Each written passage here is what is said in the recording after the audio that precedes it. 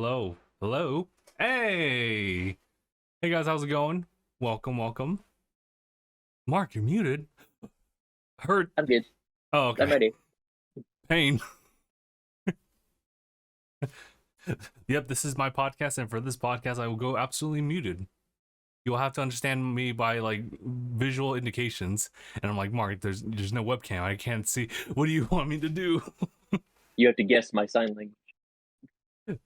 Any subtle like wind movement that you hear that's filtered out by like the crisp noise suppression from Discord. Like, why? Why would you do this? All right, we'll go ahead and get started. So, hey guys, how's it going? My name is Justin, Mark. and you're watching or listening to episode 424 of DangIT Prodcast. Welcome back, everybody. We got I was saying this is your episode, Mark, but certainly that as well as a bunch of other stuff is going on this past week.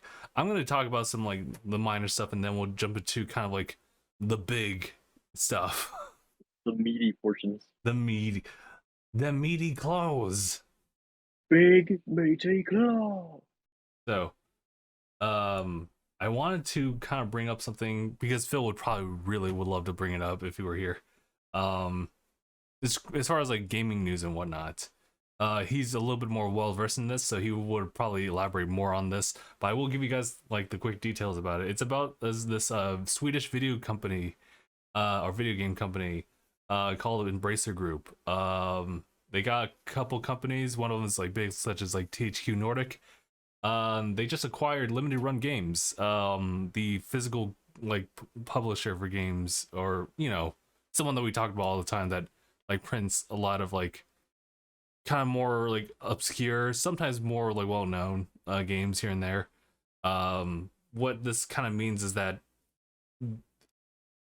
well, honestly, Limited Run Games in this aspect still run as like an independent subsidiary, which pretty much just means that they'll still do the things that they do, but now they have a boss above that tells them what they might need to do. That's what like that second portion I got out of it. I see Ibrahim in the chat. How's it going? I'm gonna move his text a little bit. Don't mind me. Did they actually get bought out? They got there was agreement. So they didn't get bought out in the usual sense, like they bought them. They got bought out in terms of an agreement, like, hey, we're for sale. Yeah. So it's not like the claw, and they just got like handpicked. The claw. The claw. Father. I know, that's the next thing. Father. Abraham's like, oh, hi, Mark. Oh, hi, Mark. He was saying that I did not hit her. It's bullshit. I did not hit her. I did not. Oh yeah, I did not hit her. I did not. It's bullshit. Ooh, but yeah, that's something that Phil would definitely want to cover. It doesn't change the fact that like my games are still not being sent out quite yet, but that's because I ordered in bulk, so that's kind of on me. That's on me. So I won't be able to talk more about like Limited Run in that capacity. I will talk about a game that came out this past week as well though, and that's Super Kerbo Party. No, it's Kirby's Dream Buffet. It's a beyond cute racing / like mini like fighting game. Well, I wouldn't like, maybe, can I even say it's arena fighting? No, it's just kind of more of like an online like competitive party family game. There we go. You play as like Kirby in different costumes of your liking depending on how far you are in the game. You rank up and get those said costumes and aesthetics, and then you just kind of race with other people who are also Kirby or different colors and varieties of Kirby. It's just a fun time. Visuals, aesthetics, it's just super pleasing. It's been a Kirby week actually with that, because I think it was just yesterday or even today that you're seeing more like edited like cutouts of the 30th anniversary music fest that happened about a week ago, and We gotta go. apparently whatchamacallit, they will only be available until the 31st, and then those video uploads are gone. So y'all who love to archive those videos, do what you gotta do. There's still some dang it React videos on the internet. I see them every now and then. every now and then. That's kind of a different story. This is actually like a legitimate company out there. That's I know like, that there is a video of you guys reacting to the Marlon Webb's Vine compilation out there. I know it's out there. yeah, I mean, like that's kind of like the drawback is that a lot of stuff that you post online will be reposted whether you like it or not, and whether like you have yours up or not. And you know, But I've just kind of, I appreciate it though, honestly, because it's like, oh, I remember this. I remember watching this video. yeah, but you already know. like Copyright. like personally, if I had all the control in the world, I wouldn't have those videos like be available anywhere, like since like us stopping like that type of like Oh, I know. series. You Thanos snapped most of them. Thanos saved most of them, and honestly, I might have to go into some of the older stuff as well later on. No, stop erasing the history. It doesn't, it hurts the algorithm when we've changed so much. That's the problem. Is that obviously I think YouTube, honestly most other platforms kind of, you benefit more like in the algorithm if you stay consistent both like in posting and just the genre. If you switch a lot, which I mean a lot of like up and coming like new like YouTubers, those who have a vision and those who's maybe not, they like to just, you know, I guess I should just say I assume that a lot of people would be changing up like how they do things like every now and again, just playing with the algorithm, or just really changing up interests like we have. And you know, if those old videos are up, they could still get recommended to folks. So it kind of badly like represents like your current brand, you know what I mean? But I get what you Yeah. mean though. There's a nostalgia factor to it, and we tend to cling on to that more than we do just like understanding a channel my wanting to, you know, keep a specific brand. Because even if the video was up, I don't know if it is still. I could look it up, but I don't really feel like it. um you know, like we currently do podcasts on YouTube. We do the manga chapter like reads. We do let's plays here and there. And then someone gets recommended The World Meets Moose. It's kind of, it's really weird. Which is a pretty old video at that point. If it's still up. If it's still up. Or skits and whatnot. It's good. It, like I love the nostalgia factor, but yeah. I also have to understand that Eh, like it can be misrepresenting your brand depending on who decides it. Like we still get and I guess that's fine because like it's DangIT Plays and whatnot. There's still people like I still see like that Blaze Blue cross tag battle demo still being like part of people's like viewership, like, or at least that's part of the viewership in the analytics.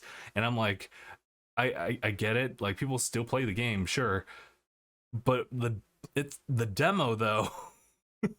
This is the demo. they would you up with those Monster Hunter the Monster Hunter Rise demos. Those monsters were hard as shit, so I can definitely see some hardcore people wanting to play those again. Oh, that's fair. You know, no, that's fair. That's fair. So it just kind of depends on if that type of content's still really relevant in your stuff.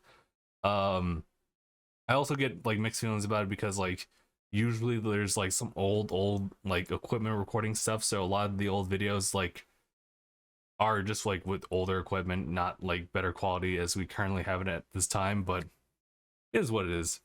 Like a lot of DangIT plays like Minecraft videos. In fact, Minecraft was like kind of the first Let's Play, I believe. It should be, yeah. And I believe that's still up to some capacity. I know that we had some issues here and there, but that was some weird quality control that we had. But I'm sorry, what were we talking? We were going on a tangent. Oh yeah, You were it was about you the were old talking slightly videos, the fact about Kirby. reactions were still up. Oh okay, yeah, and the whole Kirby thing, right? So I mean, listen, everybody, like this isn't coming from me, but like if you really enjoyed those videos of like the 30th anniversary from Kirby Music Fest, do what you gotta, do what you gotta, because Nintendo doesn't really care, or there's like a legal reason as to why they can't keep it up like that. Do what you gotta.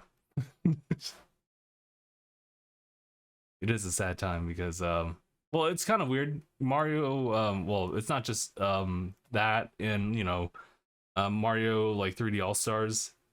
There's a couple other things I totally forgot that kind of ended around like March 20th something. I think really well, aside from the eShop, and I think Pokemon as well might be in there as well. But yeah, Nintendo's just. I mean, I think it happens to a lot of folks, a lot of companies, but you see it more in Nintendo than anyone else in recent times. So, you know, I don't know. I'm not not trying to like make this like a preservation like heavy type of podcast, but I'm just bringing that out there since it's kind of like the new thing and almost a reminder. But gotcha. So, Mark, what have you been up to as far as gaming and just general news? Where to start? Where to start? Give me 1 second to compile my thoughts. Oh yeah, okay. You know what? I can I can do the warm up for you. I actually was earlier today, and maybe like a few days ago, I tried to boot up cloud gaming on mobile again. I'm not really a big like I'm not really big on like playing through cloud gaming, but it's Xbox Game Pass and it's just available, so I just gave it a try. He's getting his money's worth. Yeah, essentially, yeah. So I decided to try out like the not like the less optimized like way of playing through Dragon Ball Fighters, and that's through cloud gaming. And oof, That frame delay. it was really bad. Hold on, I don't know if I have the scene for it set up. It's gonna be really funny if you all see it, because I wanted to share you like my recording of it. It was pretty trash, but Discord doesn't allow you to upload like even like 10 seconds worth of a screen recording on your phone. I'm like, bruh. I'll just compress it. Yeah, but compression just takes a little bit of time. I'd rather just really record doesn't. it and then just send it. Compression I do in legit not even a minute. But yeah, but that's still some time. Like I'd rather just because Why you're so lazy? I'm so lazy because like I'm going onto Discord. I'm going to our DMs. I'm adding like I'm trying to add the video and it says the file's too big. I'm like, oh, okay, how about a screenshot? Like let me at least take a screenshot of this and send like an image to you. That can't possibly, that takes so much space. I'm like, Discord, please. Do high quality. Like exactly, like how would I, what was like the fastest way to compress like a video like on iPhone, for example? Oh, I just go to a simple website on Safari. And I got you. And I just compress the file. I got you. And then boom, then bops your uncle. There it goes. It's good. You know, that's fair enough. I used to have like a website. I find it easier to do whatchamacallit, the cloud drive, but I used to go onto a website that actually does like pretty much, what was it called? It's called like Snapdrop and whatnot. You pretty much allows you, especially like with like iOS versus like Windows, to just like send files over pretty seamlessly, and it works pretty well. But it identifies anyone who's in like your network, so just watch out. Yeah, that's good. Ibrahim saying last night I was you saw Nehru playing Fortnite as Goku, Vegeta, and Beerus. Yeah, there's a Dragon Ball collab going on. That is one of the things in gaming that I have been doing ever since they put Dragon Ball in Fortnite. I've gotten back on Fortnite for the first time in God knows how long. I tried logging into Fortnite and maybe just trying to play something, but cloud gaming is kind of like wonky right now. It's kind of weird. Like when I was trying to record footage, kind of going back to that, I couldn't capture audio for some reason. Like I would hear some music, and then when I try to do screen recording or try to do anything else aside from like trying to directly interact with the game, like it mutes. Like there's no sound whatsoever, and I don't know exactly like what's happening. And so I was just like, this is not this isn't it. I don't think we're ready for cloud gaming just yet. Hold on. I might have it here. Oh no, this is all right. So right now I just kind of swapped scenes over. It's showing a lot of like the Comic-Con stuff, which super cool. Oh shoot, you get to see the Naruto Bowl again. Um, Convertible. yeah, no, I actually had like an image here that I wanted to share. Is it this one? I think so. I'm just gonna go ahead and select everything. I'm gonna delete. No, I have it archived somewhere else. Yeah, yeah, it'll show itself. Hopefully. Yeah, no, it's like it's a still of like me in training mode, and it's just training mode, right? I have like the dummy just kind of do some CPU like difficulty controls, though. It's like it's not like I don't know how you can base it off, but it's like CPU level like 60, where like the default's 50, and it's absolutely like just kicking my shit in. It's so bad. But okay, let me swap back to us because apparently it's Big not F. gonna really load up right now. It's a big F. Yeah, like I'm not sure how far I want to like. Oh, it's the full video. What the? My fault. I didn't mean to do that. That's why. That's why it doesn't want to show anything. Party two. Thank you. All right, but yeah, no, I don't even know where I stand with Dragon Ball Fighters. Although I will say the rollback's like really appealing because I've tried doing Dragon Ball Fighters like online and I could not find anyone. Which is weird that you say that. It could have been just that night. I don't even remember like when I streamed this because I literally stream like on different days here and there. But I remember I just tried to do it, and maybe it's just like a lacking of like understanding of like the servers of where I should be specifically. I'm pretty sure like I got down to like Pacific like coast, and that should be like where everyone else is, but I could not like for life of me like get a connection. Well, I guess I shouldn't say for life of me. I just tried like the one time and I just waited like probably 3 minutes. What were you playing on? Pretty sure it was like North American servers, and I just like specified it to like certain cities like within the area. And I was like, I think I was On what just platform? I was in the lobby and wait, what? On what platform? Xbox. Oh, I would have given you the smoke if you'd said something. Well, I mean, like it's inconvenient because I just want to just try it, and I don't even know like what time it was when I decided to do. I don't even know if I was streaming this. I don't know. Actually, I'm pretty sure I Don't was even streaming. know. Oh, Don't you know even know what? if you were awake. No, I think no, I think it was when we were doing Sunday night fight, like or Sunday fight nights. I tried to like boot up like Dragon Ball. That was a And long time ago. it was kind of a while back then, yes. And it wasn't one of those things where I was waiting for people like specifically in chat to jump in, but I was just kind of like doing an online bit, and I was just waiting for like 3 minutes, and I was like, this is not.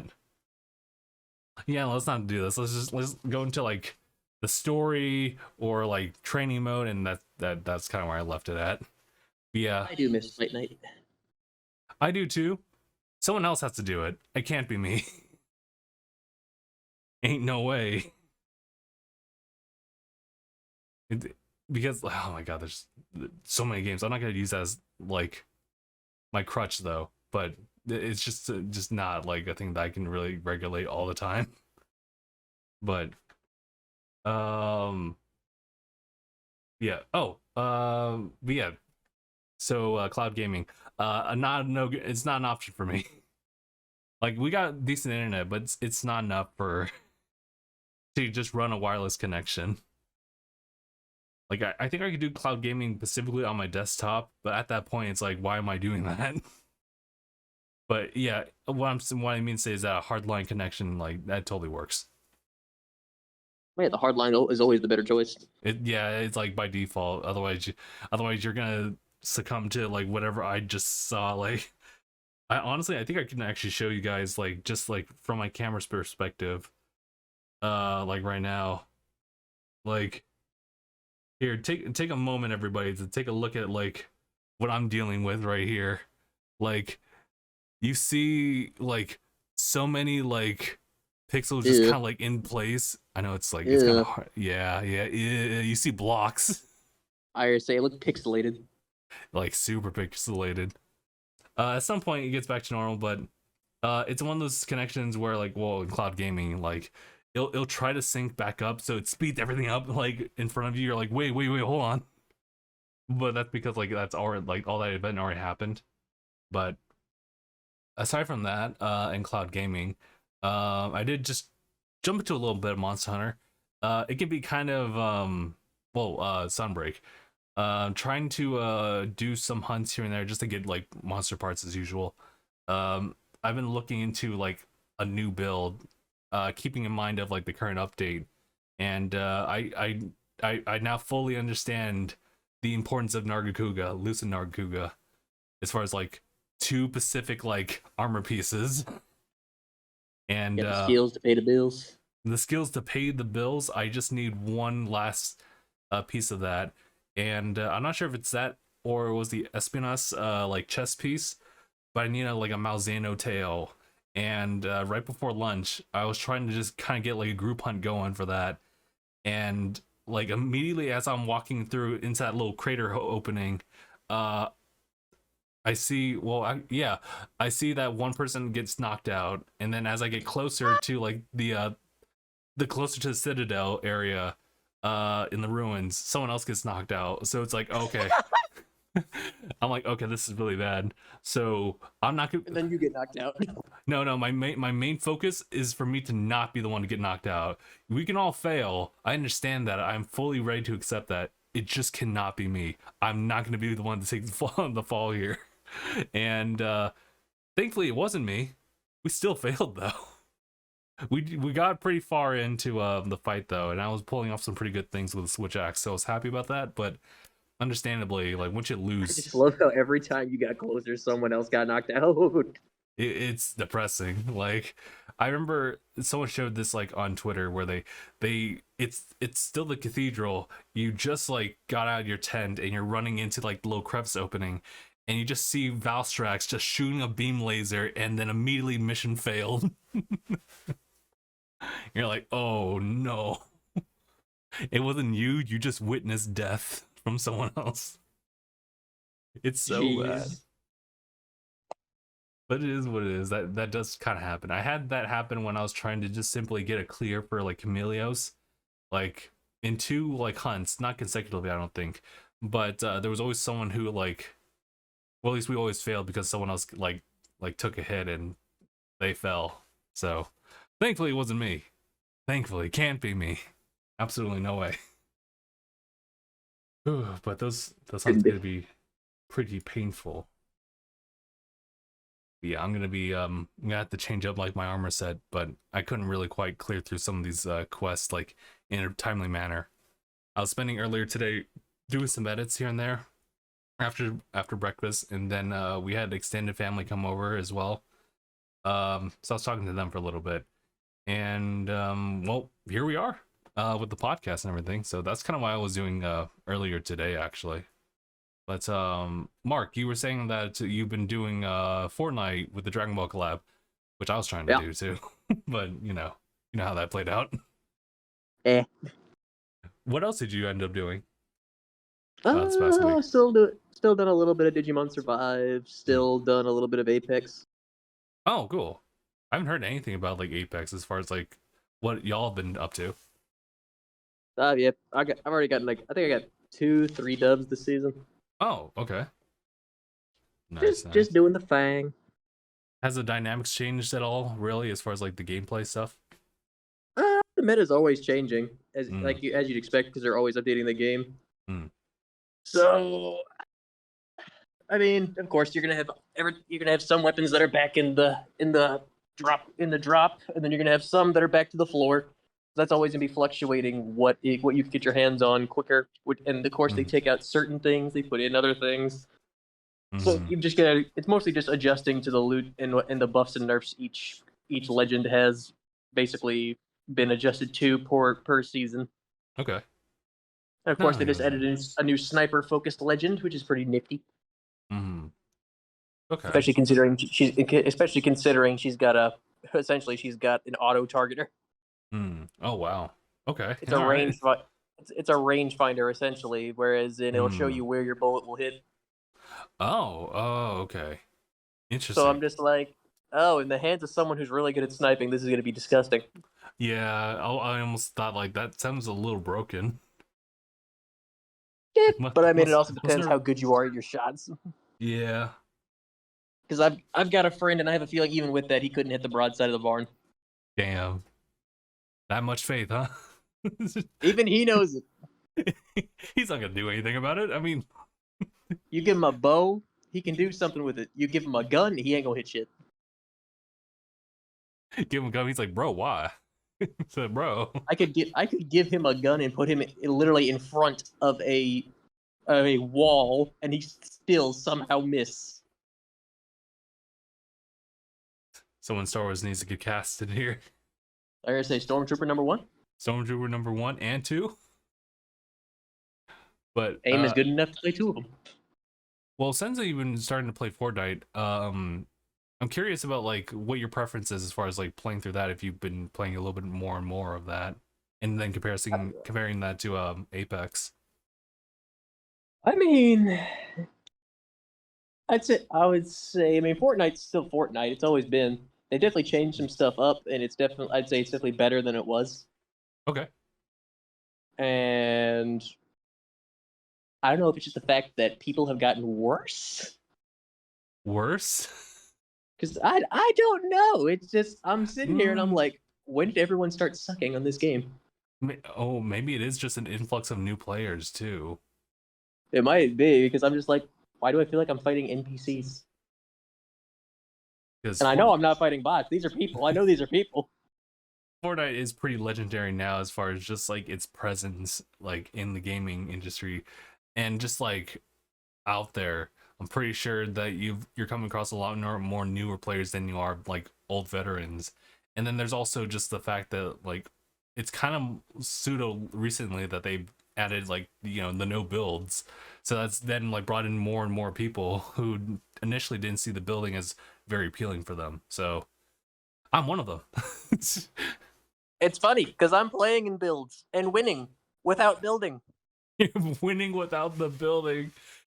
Oh man, maybe part of me's like, you should try to go back in, Justin, with the build mode. I'm like, the memes have already settled in. I don't know if I can do it. I go into the building based modes, and I have won without building a damn thing. Abraham, are you verifying there are actually bots? There can't be, right? Unless it's just to fill in like the rest of like the remaining team if you don't really get enough people to play. I mean, I guess that kind of happens here and there, but it depends on the game. I feel like with Fortnite, like a lot of people you would find most of the time like other folks. Because it's Fortnite. I don't want to say it like that, but it's Fortnite. It says there could be some bots in every game, but it's usually not a ton. Okay, got it. So that's still saying there are some players that are playing like bots, and that's a yikes. Yeah. But I don't know. Like I don't know, and it mainly just is because of me. But I don't know what would be the thing that really pulled me in. You'd think that Naruto would be the one to bring me into like Fortnite, but that wasn't quite it. Dragon Ball's pretty close too. And you were heavy on those memes too. Yeah, it's great. I love. I may be at a chakra, Sasuke, but I ain't at options. Dude, I may be at a key, but I'm not at options. Seeing Goku actually giving Superman a hug in this one is funny. Oh yeah, the memes are all there. Vegeta like reaching out to LeBron James asking for the res is always great too. Truly, we live in an amazing time. It's so funny. Even if it makes no sense, even if people might see this as something you can't really take seriously, it's dumb. But I totally would embrace like the meme culture that this brought in. Understandable. But yeah, I don't know. Like honestly, maybe for me personally, maybe it's just a thing of just having more time on my hands to just kind of play through it. Whereas like Justin having more free time. That makes zero sense. Impossible. Did you get fired? Is that what happened? Maybe he's just finishing up his work at a faster rate. They cut my hours, but I get paid more, so it offsets it. Perfectly balanced, as all things should be. Perfectly balanced, as it should be. You could really like. There's a bunch of other like costumes you could have owned way back. Like you could really just have Thanos like fight Beerus. Well, Which I had a one's faster, the snap or your Akai? I had a Thanos trying to get me, and I whooped his ass. Nice. That actually is a pretty interesting question. What do you think is faster to destroy, the finger snap or Beerus and doing the Hakai? I mean, both are very quick. One's a snap, one's a simple. One's just a simple hand and then saying Hakai. Yeah. Oh, that's interesting, actually. Oh, but you weren't talking more about the bots. They move like slow turtles. They shoot like stormtroopers. That's an insult to They both really, parties. really do. Because stormtroopers can actually hit their targets. The bots. I don't know, man. Depends on the stormtrooper, really.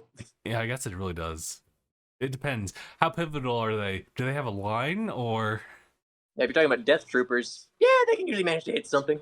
they can manage it? Regular stormtroopers, Well, I think we could start like shifting over to like one of the other topics. I think this one can be like a kind of heavy one, not the big one, right? Have you watched She-Hulk yet, Mark? yes.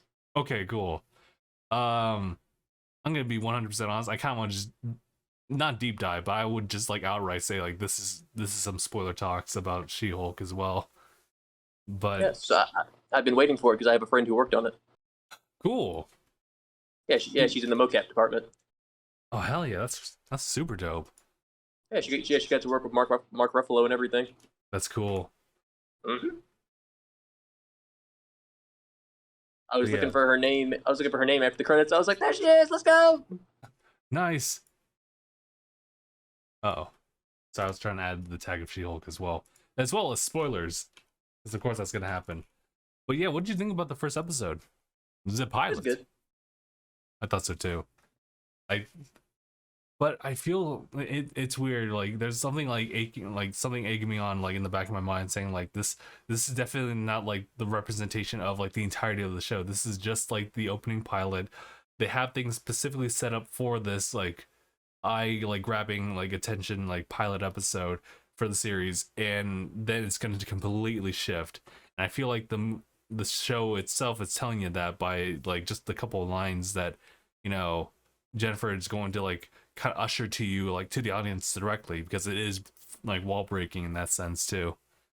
So I'm really curious about it, but I do like, me, I love when you have like old character heroes and whatnot, like in this case Bruce, what because he guides Jennifer through like all the things about becoming the Hulk, and it's kind of just a training montage, and I love those training montages more than I do like just like overall like lore recognition of stuff.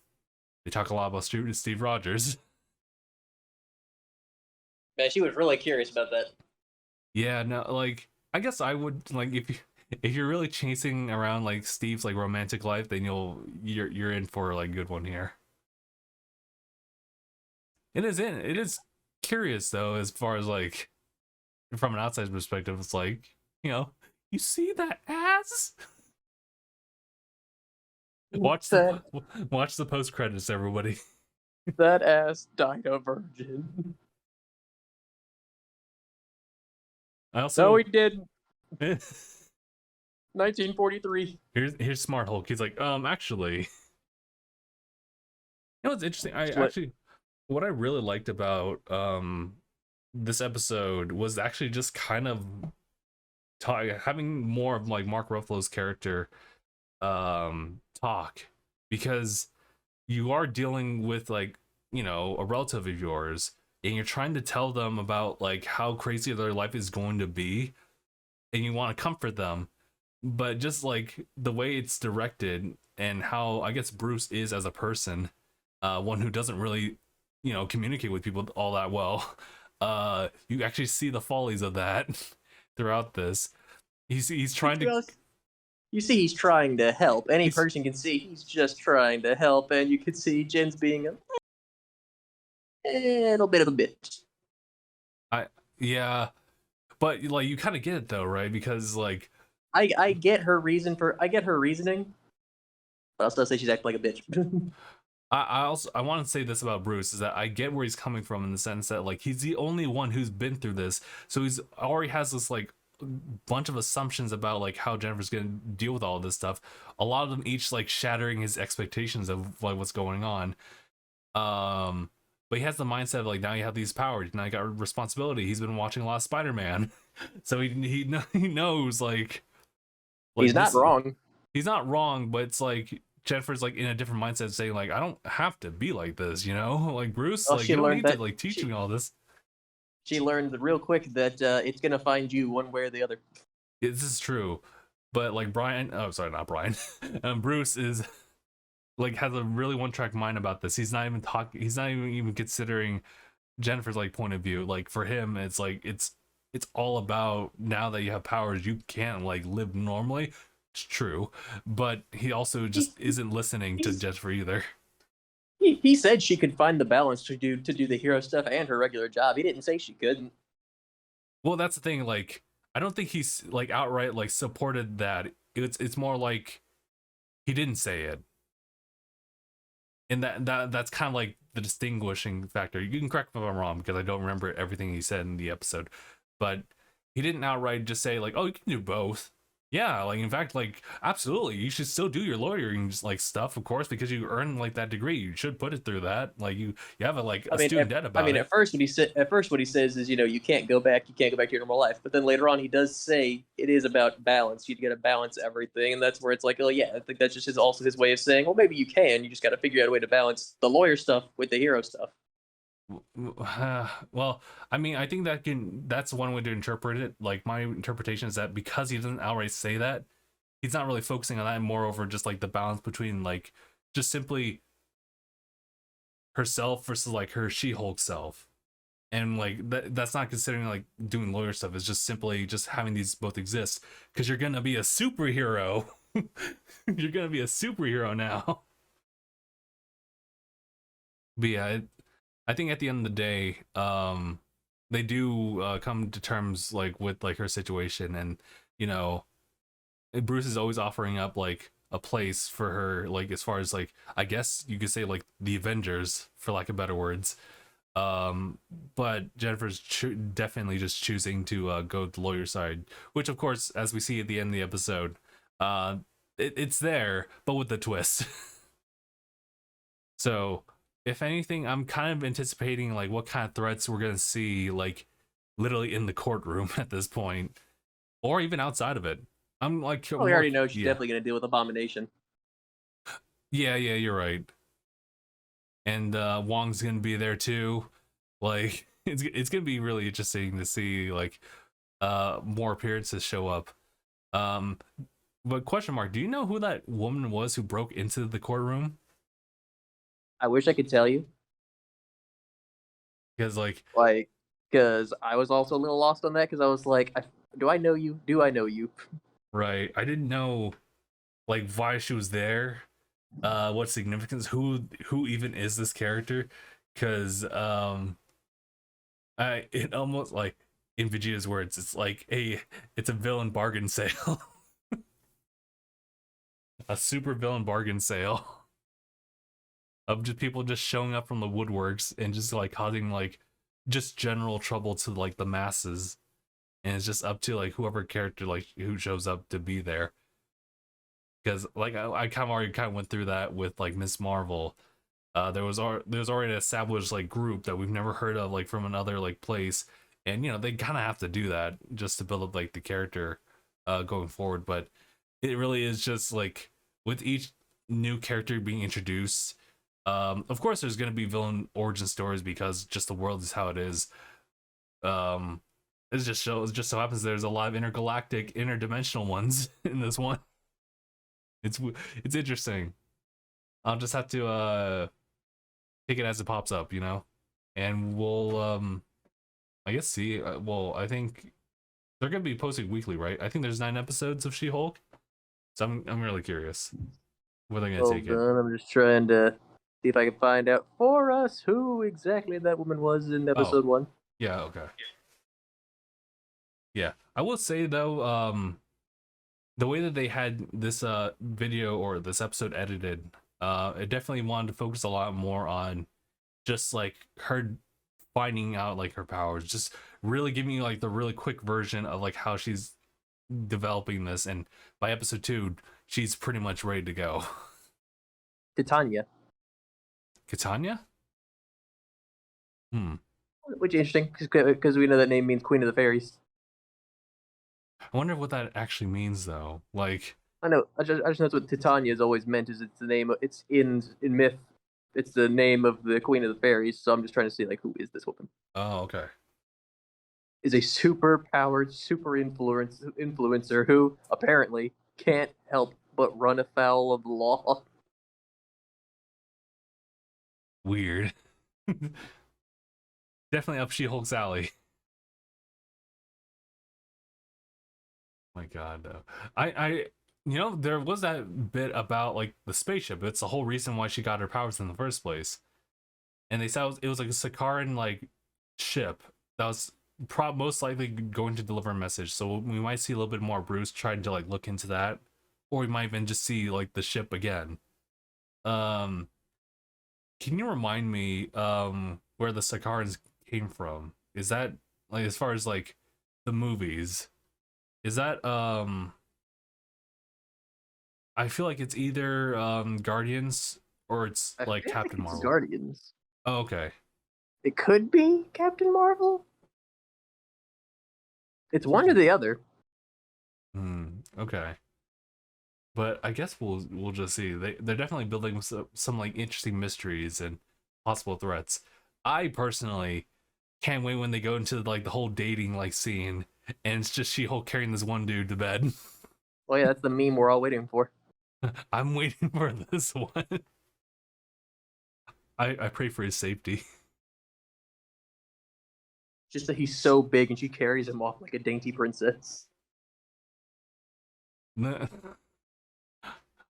as well be a bridal carry. It pretty much is. Yeah, I'm looking forward to that. Ooh, yeah. Oh my God. The fact is that the fact that they have Bruce show up as a cameo.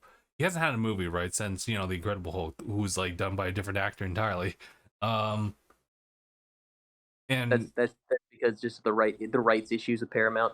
yeah, like it does kind of suck that he can't really have his own movie at this point. I'm Um, sure Disney's working on buying him back. but we got She-Hulk. We got She-Hulk. Dude, I'm more than certain Disney's probably working on that. It's like we can't do this. We can't do this without him. You, we did. You saw what happened with Spider-Man. They bought him back. This is true. You know. Oh, also, kind of just going back to it on Bruce again. Um, the fact that he now has like a fully recovered arm now, so he lives and recovers from the gauntlet nasally here. Oh, excuse me. Oh yeah, the test. Yeah, To where he hurt his arm. right. But because of the fact that like Jennifer and essentially became a donor, um, he got like more feeling in his arm again, which I'm happy for him. He's able to do that kind of stuff, and the fact that just means that he it just means that he lived the snap. Yeah, he didn't get snapped. Well, I mean, I mean, he endured the after effects of the gauntlet. Oh yeah. Yeah. Which, oh man, not, nah, man. Now I think about Tony, I'm like, ah, He misses Tony. oh yeah, he definitely does. There was definitely some awkward silence there, and then you hear him just say, "Bruh."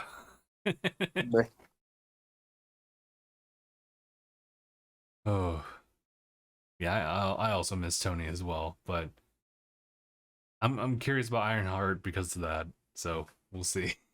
We'll see that one later It all on. goes well. Right.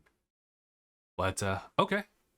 But yeah, so I guess all in all, I think Shield's like pretty solid so far, and it's just gonna be about like seeing these next couple episodes, see like where like the plot goes. As she put it, it's a lawyer show. So, oh wait, do you think that means that has this already been confirmed about Daredevil, possibly Matt I Murdock don't know if somewhere? I don't know if he makes a cameo in this show or not. He might. I feel like he'd have the best chance of showing up here because at this point He's he's a gonna, lawyer. yeah, and also like he's gonna have his own thing later on too. But 18 episodes. Ooh, yeah, Charlie Cox, we see you. Don't worry about it. Don't worry about that premiere. Don't worry about like No Way Home. We see you now. So bad to this day. But yeah, okay. Ooh, all right. Now for like the big meaty claws, right? Big We've, meaty we've claws. we've definitely covered it like throughout the talks here, but it is kind of like a Dragon Ball Super heavy type of like weekend, and That it is. ooh, it starts with Fortnite. Obviously, we kind of talked about that, but it also goes into like the main series, Dragon Ball Super, just generally for both anime and well animation and the manga. So, which one do we want to talk about first? Up to you, man. I could do either or. I could do this all day. I could do this all day. With that ass? I could do this all day. I could do this all day with this America's ass. Oh, hold on. I didn't get a notification about like my emotes absolutely blowing the hell up of this stream. Oh, it's Grimmood. Thank you. I didn't see the notification on that, but I did also see like a bunch of emotes just like volcanic erupt like onto screen. We were just talking about Dragon Ball Super actually. Ibrahim's jumping in and saying like, yes, they need they need the funds for the movie to pay their workers. Is that what was that about? What exactly is that in reference to? Yeah, I was like, ooh, is it? Oh, you know, it might be a general thing about like the VFX stuff. Grimwood's saying hello, long time no see, long time no see. So we were talking about. Thank you, Mark. You're welcome. You're welcome. We were just talking about Dragon Ball Super. I want to talk about superhero real quick. General thoughts. I've kind of like shared my thoughts, like kind of generally speaking, without absolutely jumping into spoilers. I think at this point, like I've kind of just eased up, and I'm like, all right, you know, whatever happens, happens. Like in this discussion. Even saying the Dragon Ball movie that's coming out soon, it's out already. Go ahead and watch it. It's already Go out, watch bro. it. What do you mean? Go watch it, but don't pause out of the stream or video. Keep watching, please. But yeah, no, Dragon Ball superhero movie is, I would say, without, well, actually, I'll just say right now, like it's really good. It's great. I say it's a completely different like taste from, you know, Broly, and I'm not just talking about like the visual effects. I'm also talking about just the pacing, the focus on characters, the writing is different, and It's a different angle. I actually really like it for that. I was dragged to the midnight premiere, and it was something. He says. Oh, is this a different take on it? We welcome that actually. Someone doesn't sound too happy. It was certainly a movie that I watched. I sat down, sleepy as fuck, and it was certainly a movie. But I enjoyed it very much. I enjoyed it a lot too, and I what was going on? It was very good 3D. The 3D. There are some points with 3D is a little choppy, but overall for 3D and anime, it's actually very well done. I think so too. Obviously, you can't really get rid of some of the I guess some of the jarring effects that you see in like 3D animation with the 3D models and these seemingly 2D like environments.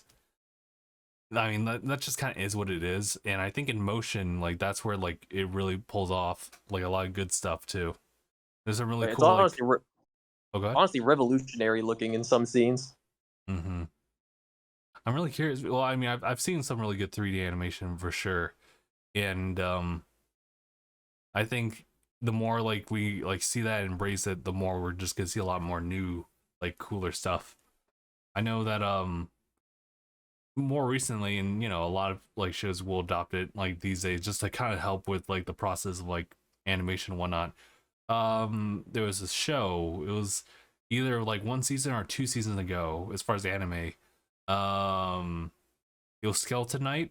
For anyone who remembers that one, they do a lot of like 3D like model animations for just very like idle, like very like mild like scenes where it's just like characters just moving around as far as walking, some hand gestures here and there. Otherwise, it will just kind of focus in on like a 2D like animation when it's like really intense or just it calls for it. Um, yeah, for Dragon Ball Super Superhero, it's all 3D animation for like all the character models. So I I think that's like it's really strong for it, and I like the fact that they decided to change the art style too. Even though I really love Broly's, I still love Broly's like just the aesthetic of that one. It's just really good. Oh, same. Yeah, it's really good.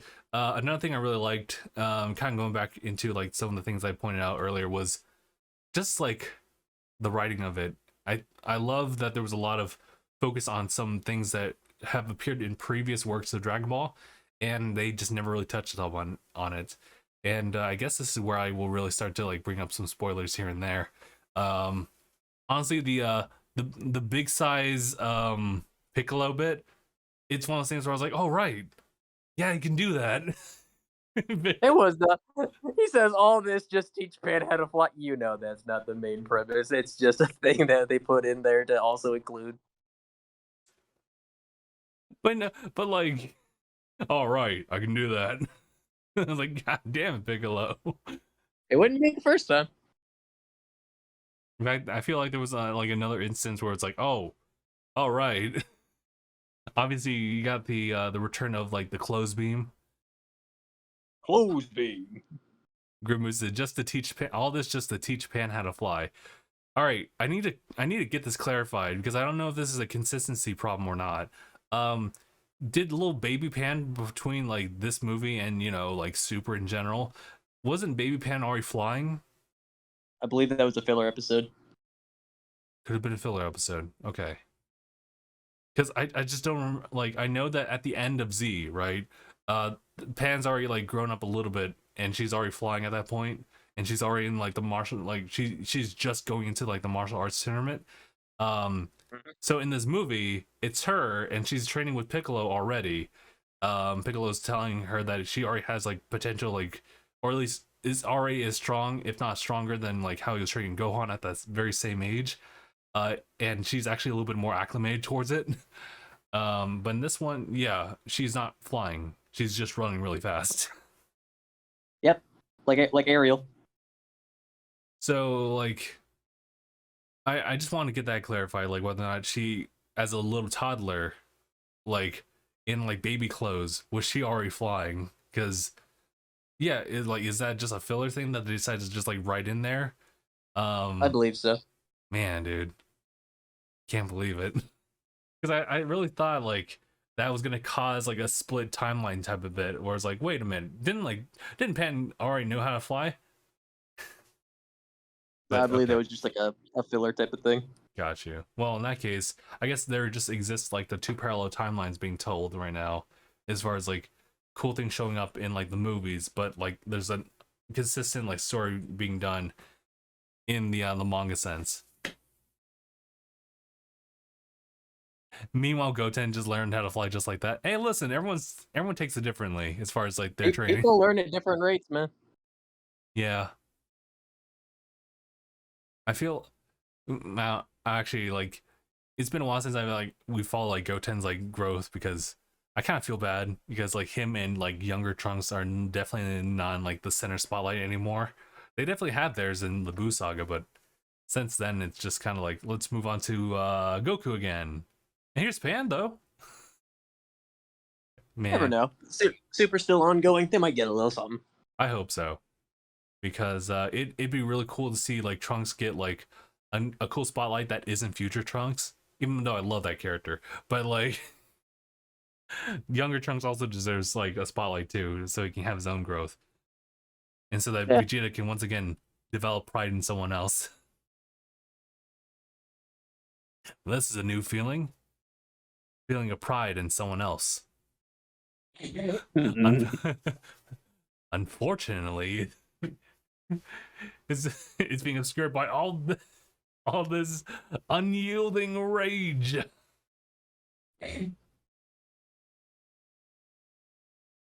Yeah. Otherwise, yeah. That was also a thing that Goten and Trunks like grew up, physically this time, and they explained in the movie. And it was a really brief Exactly like. what I said it was. All right, here it is. It's like I told you, I told him. I told him.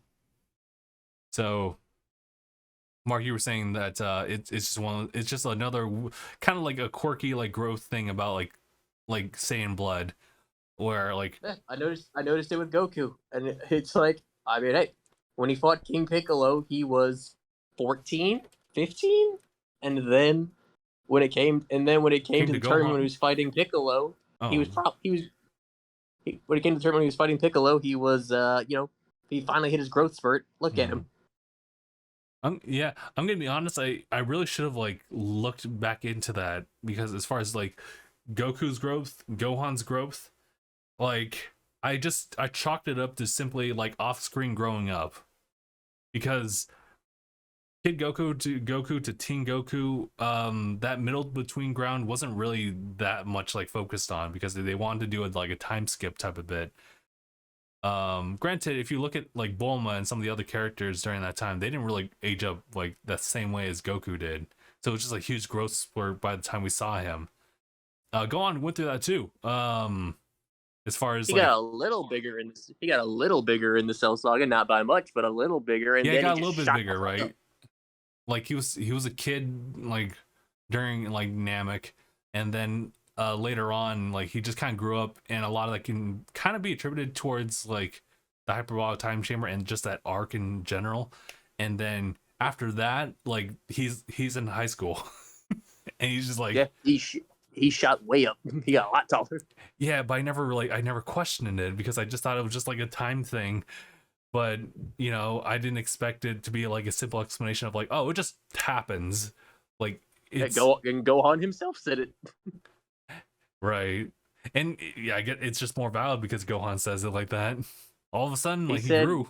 he said we just stay small until one day all of a sudden, zoop, we just shoot straight up. Hmm. It makes me wonder then, does Which that honestly is pretty accurate to how it really works. I can't even argue it because of like okay, you can really squeeze that in there. I think Because that's there are some people that work that way too, dude. Like there are some people that'll be small for most of their lives, and all of a sudden one day they're a fucking giant. honestly you can kind of apply that to just anyone that you like have as like extended family. You just have like the nephew that grows up. It's like you saw him like last year. You saw him; he was the same size he's always been. You see him the year after. Holy shit! Why are you 6'4"? Holy shit, why are there like three of you stacked? Nah, People it's just grow. me. Why are you the size of two of you? And that's the thing. Like I know Christoph was saying that they're at the age where they should do that by human standards. Yes. Well, he was saying yes. So I guess it's one of those things where like, do you think that as like the sand blood diminishes within the genome like area, but like as you pass down those genes, does it have less of an effect on you visually as far as you growing up? So, for example, will Pan show signs of her growing up a little bit more so than because I think that might be the case for her too. I'm not sure. Yeah. And we know. Well, I mean, I think the case is as well because we know when it comes to half Saiyans, tails are still a thing. Yeah. It can be assumed it can be assumed that Goten and Trunks had theirs removed at birth. Hmm. I actually am curious about that. I Mm, think that's just the assumption. yeah, there's also that. I guess we'll And just have to find. I guess we'll have to find that. Like, just write that down in the Dragon Ball lore. The growth spurts of like Saiyans, not just the hair, but just like height. physically. And like, yeah, we see like, and their hairstyles match perfectly to their end of Z style. Mm-hmm. They even explained I that in will End say, of Z as well. yep, I do hope to see. I hope to see by the end of Super we get to see older Gotenks. Yeah, yeah, me too. That'd be cool to see. Think it like look the exact same as Gogeta. I wouldn't I put it mean, past them. Heroes has showed their depiction of an older Gotenks, Oh, yeah, okay, and he looks fucking sick. nice. Do they?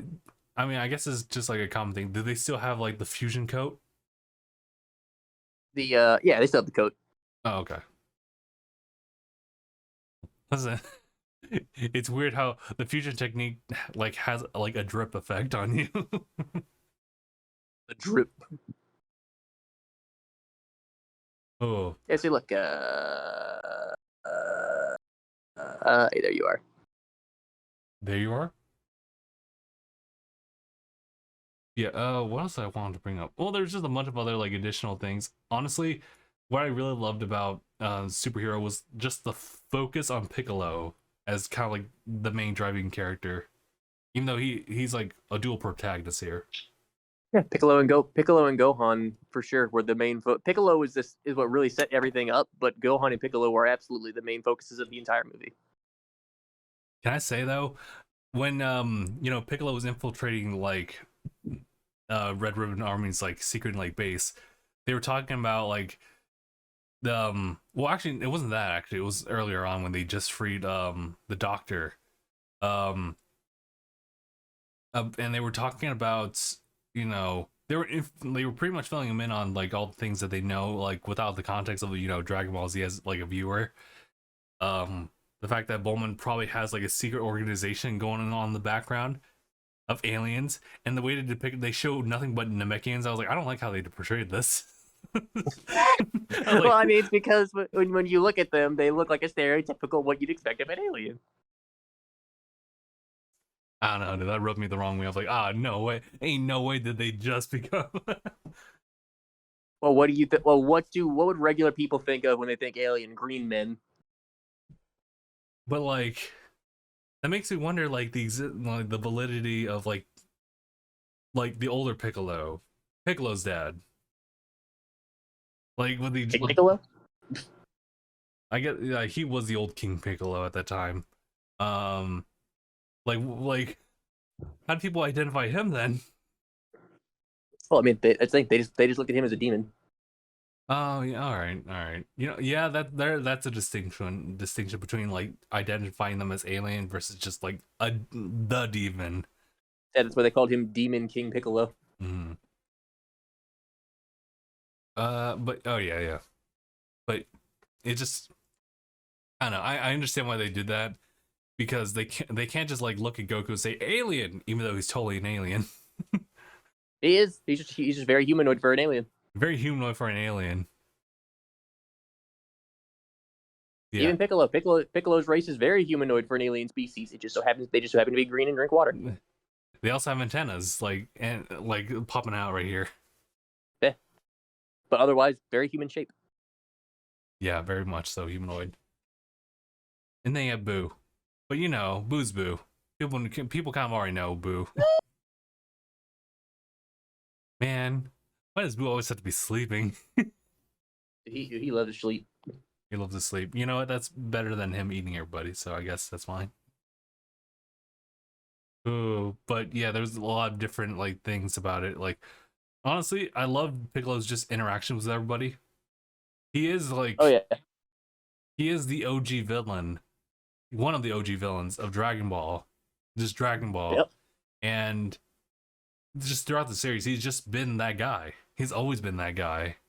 Just like, but now like he has much more of a spotlight since then, and you see him just like taking initiative, and you find that like he has a lot more like common sense than like some of our typical characters. Like, I think obviously I think Vegeta is like pretty rational as well, but he can be a little bit prideful about it. But I just feel like Piccolo just has like this perfect balance as far as like he's prideful about certain things.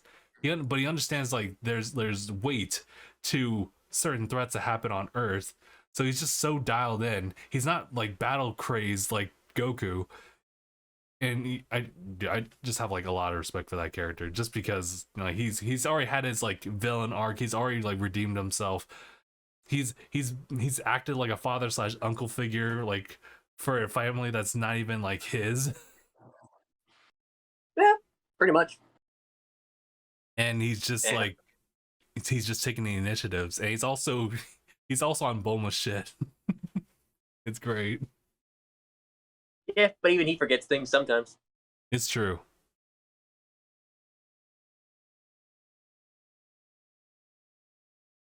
But sorry, Grim. Let me read up on what you were saying here. Wonder how this movie's doing in the box office. I could have sworn I heard something today about how well it's doing. Mark, do you know?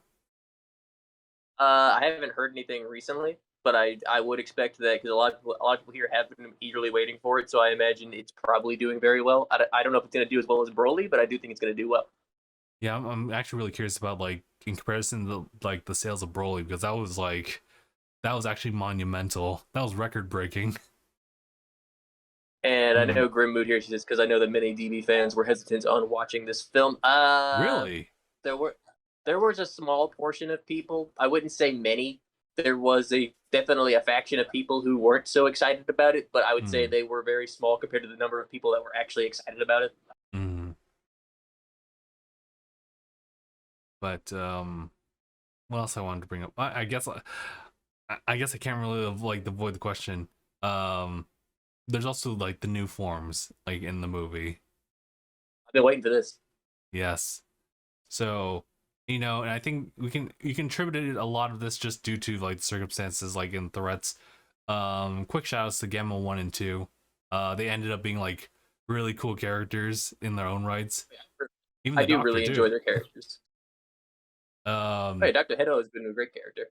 yeah, like he's complicated because like the way that they paint him in the beginnings of the movie is just like he's a super genius. He's not like crazy like Dr. Gero, but he also is kind of twisted in what he wants to do. So that's why he's in jail in the first place.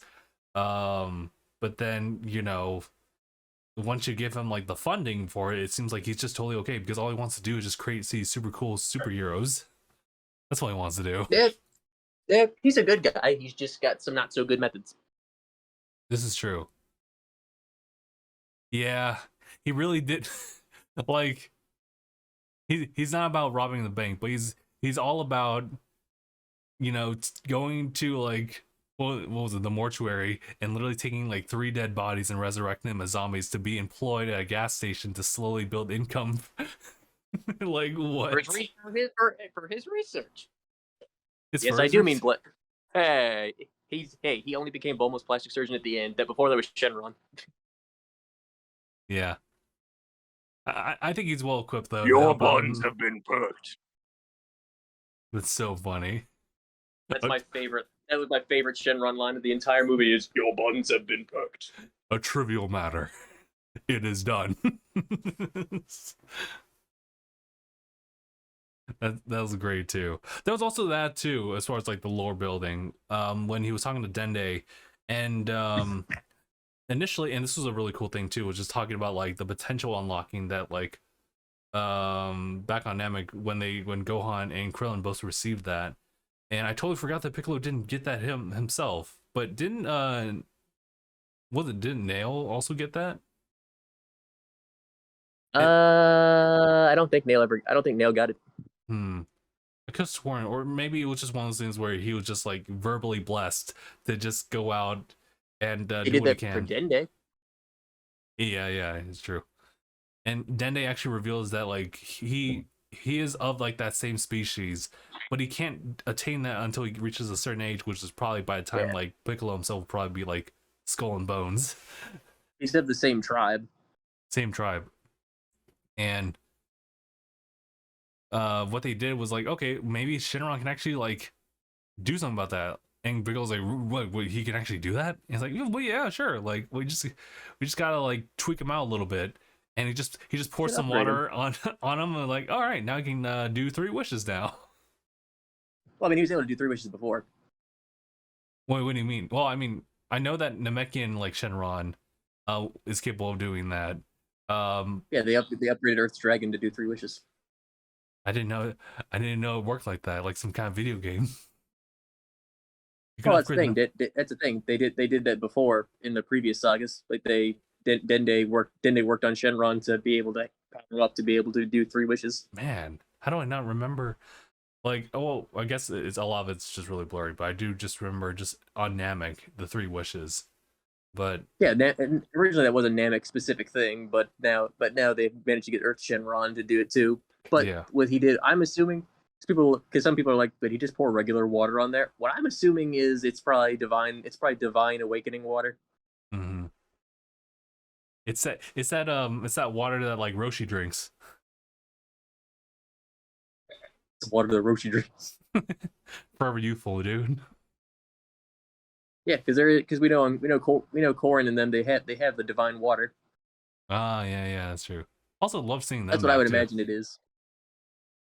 It's nice to see all the characters back. It's great to see everybody back. Piccolo talking about like this new possible like Cell Max and all the android stuff again. And you just see Corey, he's like, guys got a lot on your hands now. Man. I don't know. Man, I think you guys sure got a lot on your hands right now. Yeah, that was a funny bit, was the fact that like Bulma's been, and props to Bulma for just like considering the fact that Frieza was out there collecting the Dragon Balls again, and so she just has like the Earth absolutely just like on a watch list of like these Dragon Just Balls. has some employees out there fighting Dragon Ball. I mean, I like if I was like anywhere smarter like as Bulma, then I would do that too. Like it's both safeguarding and it helps me with my cosmetic appearances. Your buttons have been perked. A trivial matter. It is done. It is done. Your eyelashes are now 2 centimeters bigger. Oh my god. And Piccolo's like, wait, hold on. We had those 2 wishes. Couldn't we just wish for like Vegeta and like Goku back here? And she's like, oh yeah. That's what Bulma said. And then he's like, oh, you're right. Why did you unwish that? You could have just done squats. You could have done the squats. Oh yeah, meanwhile, like Broly and like his group are on like the planet with Beerus and Whis. And I guess they just got approval to just, well, actually maybe through Whis it was okay. But like I love that initial like interaction where it's like, what's that monster doing on my planet? No, Broly's here to train with us. Like God. He said you can't bring people here to see Chile. Well, hello there. I like her. I'm okay with this now. I like this one. I was like, damn. Or even Lord Beerus at the time. I guess he would, yeah. Well, he must be old as fuck. No. I mean, they're both adults. I mean, at that point they're adults, I suppose. So it just depends on Chile's like answer, and hopefully, it's a respectable no because we know what the ship is going to be. Oh boy, and you know for a fact I'm gonna love to see you fight for her with him and Broly. This should be a good fight. Yeah! Broly, stop! I do the destruction. Honestly, Broly might give him a run for his money. I hope so because Broly was a menace in Broly. Yep, the only one who he couldn't really touch was Whis. We know Whis is stronger than Beerus. Mm-hmm. Yeah, and that will actually kind of chain over to what I want to talk about in the manga as well. But yeah, Broly is I feel like Broly can definitely even thwart all the evil that happened in this movie too, if you want to. In fact, Absolutely. it reminds me of that leak. I think we can pretty much confirm that it was a fake one, where like it shows like an image of him. It was the only image that we had of like confirming that Broly was in the movie, and it was him When like he was training on the planet. he was training on the planet, but it also showed him like with one of Gamma's heads, one of them. And I thought I was I like, didn't see oh, that. I saw that one and I was like, is this legitimately like is it one of those things where he's like, this is all right, and he just like tosses it aside or something like that? But turns out, nah, it wasn't really like a thing. So props to whoever made the fake one of that, if or even if that's a like a concept thing. I'm not sure. But I mean, the thing is, like, I think they said, like, yeah, in an interview, I believe they said yes. In an interview, had Cell Max been actually allowed to reach full power, he would have been stronger than Broly. Yikes. That's Yeah, how big of a threat he was. yeah. Cellmax was obviously Just like at Cell on steroids. Cell on steroids, and that's about it. Honestly, if that was like perfect Cellmax, then we're done. There's no Earth to save. Big facts. Cell Max, like the Cell Max was basically like, it was hard. Like he couldn't recreate. Like it's like that's the thing. Cell was his own unique being. This is true. Yeah, he was way more organic as well. What he basically just used the data and made his own version of Cell. He didn't recreate the entire personality of the original Cell. This is true. So yeah, it's just by like strength and maybe some like added moves here and there. All I know is that 18 really looked at that dude. She was like, "Oh hell no, dude." I was just like, oh god, not again. I'm so glad 17 wasn't around. Flashbacks. Oh. Actually, well, I mean, I guess that's understandable with 17. Like, obviously, 17's got stuff to do, but it would be cool to kind of see him again, especially since they put like an emphasis on like him in the lore because of how he was. But yeah, sorry. Let's go to the forms real quick because that's obviously like one of the biggest things about this. Piccolo, Gohan both have new forms. I don't even And, know why I'm wearing my mask. What? Sorry. Okay. Ladies got It's back to work. Who's there? It's all right. The lady just got back from work. Yeah, I got you. But yeah, the new forms. What do you want to start with? We start with Chidicolo. Yeah, we can start with Orange Piccolo. I will tell you right now that I actually really do like that form a lot. I think a lot of it's because of the fact that Piccolo doesn't really have any additional forms to him. Like, he's definitely gained like growth and power by like fusions and whatnot, and just now it's a potential unleash thing. But I think just that slight like change in the color, and then just making him look like a Giga Chad does it for me. I think it's And perfect. the red eyes. Oh yeah, the red eyes too. It's good. That and his arms are smooth. His arms are also smoothed out. There's no lines on his arm. Oh yeah, and he also has like a cool little crest thing on his back. Yeah, the crest on his back is a Namekian tree, and the ring surrounding it is Shenron. That's sick. I didn't know about that. I saw the illustration though, but I kind of like was focusing too much on like him just not getting hit. Him just tanking the blows like an absolute beast. My God, dude! I was like, whoa. And then him just looking up at Piccolo, looking all menacing. I was like, oh shit. He has his default like resting bitch face, and I'm like, yo. Or, I mean, like he'll absolutely demolish you, but with that look. And he like literally Everything in a bitch extra. I mean, he's already tall as it is, but he like I feel like this form makes him tower a little bit more so. Well, he's a lot bigger. He's a lot bigger. Think about like super buffed out Super Saiyan 1, but it's more acceptable. Mm-hmm. And it's basically it was his power. According to Shenron, it was everything he had plus a bit extra. Plus a bit extra. Damn. I guess it was one of those things where like, I mean, it's Piccolo, so he used to be an old kami, and Shenron was like, oh, it's that guy, it's my dude. Nah, all right, I'll give you something else too. Mm-hmm. He even said, oh, it's good. Oh, it's you, Piccolo.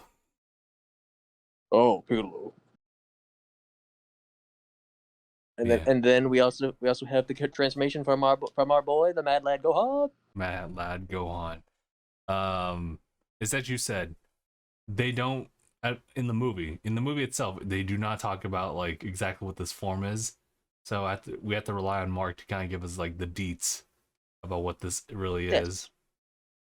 To which it is called Beast Gohan, Beast according Gohan. to in Toriyama's own words, because the name comes from him unleashing the beast within. I like the concept of it because we do remember the fact that like Gohan suffers a lot of traumatic experiences which causes him transformations to like reach potentials like that were typically never tapped Yes, into him before. his anger. Yeah, his anger. That's always been what's unlocked Gohan's strength is his anger, his fury. Yeah, which it's interesting because I always thought that he deviated from that because he wanted to become like a new form because anger kind of gets associated with Super Saiyan a lot because that's just kind of how it was. And Oh yes, it's like I guess in a way it's almost like his ultimate Gohan getting a Super Saiyan form, if that makes any sense. It's like it stays more true to how Gohan has always unlocked his potential. yeah. The only exception being when the old Kai did it, but other than that, it's always been through his emotions. Yeah. So I do like that aspect of that. And I guess like now in hindsight, like I mean, I'm gonna be 100% honest. Like a lot of that hairstyle is definitely just fan service for like just way back when. It makes sense though when you retroactively put it back. It's very similar to Super Saiyan 2. Yeah. But they kind of like extend his hair a little bit more so it's like thicker too. Like that one hair that sticks out literally looks like a thing. Yeah, Like the hair is definitely a lot, but at the same time, I also like it. I kind of like it too. Like I think it works. The I red just eyes are wonder also a nice though. touch. I just hope that like when we see more like visual transformations for some of these characters, they don't really go way too overboard because I think for me personally, seeing the forms of Super Saiyan it's like 1, 2, 3 was like really good. 4 was kind of like a reimagining of like of that form, and I was like, all right, I'm kind of cool with that. And then 100% honest, when we go into Super Saiyan God and we also go to Super Saiyan Blue, it makes sense. But then I'm seeing like a different color spectrum here. I'm like, eh. And then here comes like Ultra Instinct. I was like, and now it's like an OC colored, like silver. And I was like, oh, okay. Um, all right, I'll accept this. So what I'm trying to say is that like I think we're starting to see like a lot of like different like varying like transformations, and I hope that we see more maybe techniques more over than like a physical transformation. That is what Ultra Instinct is. I mean yes, but like It's just the technique yeah, just so happens it to has act like like a Kaioken. visual transformation to it as well. The technique Yeah, it is just a so happens. transformation. But I Yeah, guess it just so happens to act like Kaioken. yes. I guess like what I really would love to see is techniques such as like Vegeta's like spirit bending type of thing. Yeah, that's cool. Yeah, just something that like they can like just like bust out as like a cool move and not just be like the default form. But having said that Oh yeah. though, I think the transformations are okay as they are now, but I'm not sure how well I'll take them like going forward if we get like new transformations that uh that look kind of look like color palettes. Well, I think you also left out the other physical differences in Super Saiyan God. And what I mean I can acknowledge the fact that Goku and Vegeta will slim down. That's Um the thing. It's a lot. That's the thing. It's a lot slimmer. It's a lot more sleek. It's a lot quicker. yeah, and then like the Super Saiyan version of that is just like an application of blue. Um with its own like different type of aura to it because of just how it is. I do Mm-hmm. like them as far as like the emotional state because like that's kind of like a different type of like emotion tapped in. It just kind of gets mud down, or at least you kind of forget about it when Goku screams for the umpteenth time in Super Saiyan Blue. But that's just a personal take on my end, where it's like, oh, there's an emotional response to it. That's super cool. And you see Goku's like, you're gonna pay, and he's like, and he's still in the blue form. I'm like, oh, huh, all right. Well, at least he keeps on brand for himself. What do you expect? Every time an emotional response happens, something new is going to happen. Well, the thing is that Blue, for example, like taps into like a much more calm state. So how do you maintain that if you're really angry about something, like rationally and understandably, when Time Lord and Time Lord 2 decides to like kill your entire family? You So say Super Saiyan? You're saying Super Saiyan Blue is more of a calm state? isn't it? Not really. Someone fact check that real quick, because I know obviously Uh, like yellow is like anger, but like tapping into like the god forms is like a different type of power. this And form can be accessed by absorbing the powers of a god and then simultaneously activating them while transforming into a Super Saiyan. well, actually, you know what? I guess when you say it like that, when you put it like that, that makes absolute sense. Because it's just God key, and then if you just trigger the Super Saiyan thing, which is just to be angry, then I guess that makes sense. Where did I hear that though? Is that just Ultra Instinct? I'm sorry, everybody. I think I just get like misinformed about all these different things. So I'm always like under the wrong assumptions about like the state of the individual. In relation to Goku, Toriyama says on Goku he made his hair blue to express how, by overcoming a certain limit, he has become both strong and tranquil, able to keep his composure in a fight. Okay, that's where I got it from. Somewhat. I think other people just try to explain it the same way, but very vague. So he's So saying I'm saying he's saying he did overcome a limit and is tranquil, but that doesn't necessarily mean that he can't exactly be angry. yeah, but yeah, that just seems way too conflicting in my eyes. I don't know. I feel like, well, I mean that this is just like all that's just because like my personal taste and like how a transformation just be. But it is what it is. I So just would you think say rather if he gets angry, it just turns off? I don't think like that, but I feel like if he decides to turn angry, I feel like ignoring the fact that this is God Key stuff, I feel like he would have like the yellow appearance in Super Saiyan. Like once his emotions like start to become more like his strength becomes more fueled by rage and anger, then it's Like a like lightsaber? kind of like that. But then like that's a different adaptation of like how lightsaber should be, right? That's actually a perfect reference. Because you remember in the Ninth Jedi. Well, yeah, but then like that's its own like twist on the idea too. I know that's actually like quite legitimately. If we go by how Disney has established the new canon for lightsabers, it would work Mhm. exactly like that. Yeah, which I mean I wouldn't be opposed to that because it kind of gives Super Saiyan like just yellow Super Saiyan like much more validity because it's an emotional state. Um, but I mean I don't know. I'm just being picky about that. They can do whatever they want. Give Gohan like the Super Saiyan 3 like long hair to make like Beast Gohan 2. And you know what? You can do it. I also am not quite sure if there was a scene where Goku raged like he did in the manga in Blue. I can't remember if there is that in the manga or not. Mm. Oh, actually, you know what? I was joking about that, but honestly, like Gohan to like tap into Beast like 2 or even a Beast 3, if he just goes full ape like one more time, but it is like that silver color, you could really say that is like another Beast form. Could be. I was like, oh, the theory I know crafting's happening. I know you were really misconstrued about Ultra Instinct and Beast. No, no, I mean, not entirely, because I still like hold on to that because like there is something there that like I particularly latched onto. It's not like, It's really not. but the thing is that they are completely different. I totally acknowledge that. I just feel like the emotional state and origins kind of come from different things, despite Ultra Instinct being just a technique of the gods, angels specifically. And one is legit Gohan just evolving as a person. I can argue. Well, I wouldn't say I can argue. I would disagree that it is. Actually, what were you saying about Gohan? I would say Gohan evolved. It's just Gohan. One's an evolution of Gohan. It's a new form for him. Whereas with Goku, that's just a new technique that he has mastered, which changes his appearance. It's not really a transformation as much as it is just deeper access to a technique.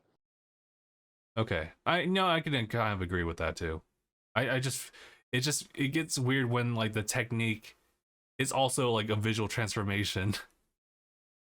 But for Gohan, you know what? Yeah, I can agree with that. It is like Like another I get what evolutionary you state. mean. Like it can be confusing. It can be confusing sometimes because yes, it very much resembles that of a transformation. Yeah, and I feel like Ultra Instinct is kind of, I mean, yes, it's a technique, and I can accept that as such. It's just that like what it does for the user without really thinking about it too much. It like it taps into something deep as far as just like allowing the body to just act on its own. And when you talk about like when Toriyama says that this is like the beast within for Beast Gohan, it's tapping to like a primal, quote unquote, instinctive form. I kind of put those words in there. uh, I just like hate it. I hate it. he Like didn't say I'm it as pretty an instinctive form, but like when you say the beast within, you're talking about something that's almost like a part of you, something natural. Just as how like when you try to reach the ceiling, your hair will literally trigger you to like hold your head for a second. I say I would just when he says the beast within, I would just attribute that to when someone's angry, what happens? You unleash the beast within. But I mean, this is just kind of generally speaking because like all Saiyans are kind of like that. They all True, snap. They all but get angry. They all go to. true, but They all return to whose monkey. whose potential has always been pushed further and further every time his rage has gone that far. It's Gohan. It's been Gohan, and but like it's also like a mixture of all the things he's been through as well. I think that can also be attributed to that, of course. But I think that all things that Gohan's been through has kind of led to that point to have it like look exactly like that, and instead of Yeah. like I mean, I also following. feel like it's definitely a reference to Super Saiyan 2. Yeah, It's definitely that. and I think that you can also just kind of attribute it to that as well, and instead of just being an homage to it, it could also just be like a direct influence on it too, Eh, where it's almost He like was even wearing the same gi, yeah. I mean, Piccolo's just that guy, but and he did a special beam cannon. I actually really like that. Oh But yeah, I yeah, love seeing him do the I special beam feel cannon. like it then like Beast Gohan visually is kind of like a merging of like that state of how he is of like Super Saiyan 2 Gohan and Ultimate Gohan just put together and it's Yeah, like boom. that's pretty much what I would. That's what I would associate it with. Yeah, which I actually really do like, and I think it's just this evolved state of him is just like culmination of everything that's like been him. It's everything that's Gohan. Mm-hmm. So. That's one of the things that I really like about it, Mm-hmm. because it really is unique to him as an individual. Yeah. What were we just talking about, or what you brought up? I totally forgot. You got me. I interjected with something I wanted to say about like the merging of like these two visual aesthetics of Gohan. But But I mean, we were also going to talk about the manga chapter. sure. You know what? Yeah. Honestly, the manga chapter has a spoiler into it in the sense that it also has a new form. TLDR, Frieza's back and he's Blacker than ever. he's cruder than usual. He's back in black. Back in black. This dude pops up and and he has the pass, but it wasn't given to him. He has the pass of all the ways to word it. He has the pass, but he He's didn't got his deserve official. it. He's got his official government stamped N-word pass. It's not even government approved. He gave it to himself.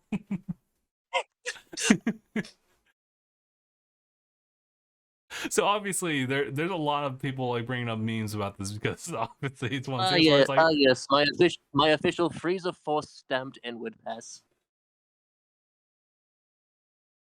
does that mean that Frieza can now say the N-word? No, Abraham. It means he cannot, but he will. He's a menace. He's gonna do it.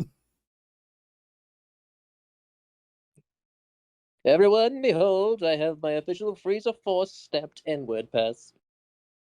Lord Frieza, that's just your blood on the piece of paper. I would advise you to shut it. No! No, I'm gonna say it. Stop him! Stop him right now! Lord Frieza.